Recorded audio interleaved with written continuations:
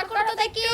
বাবা দাম কি বলছো? এত দাঁড়ি শাড়ি আমাদের দরকার নেই। 500 টাকা দাম হচ্ছে, 100 টাকা হলে দাও সোনায় শাড়ি। যাচ্ছি আমরা, রোজ বকবক করতে পারবো না।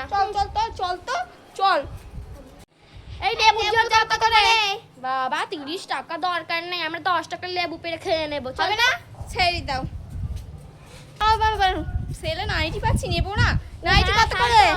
নাইটি ও বাবা 150 টাকা। দরকার নেই গো, আমরা 50 টাকা দিয়ে কিনে নেবো। চল ছাড়ো।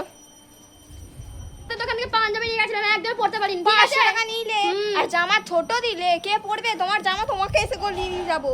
আমি আজকে জামা আনি ছোট না, দেবে? তোমাকে দিয়েছিলাম। হ্যাঁ, এক আমি কথা আমরা হয়ে কি গেল। করে জানবো তোমার দোকান এই চল চল বড় দোকানে ঢুকে যাবে।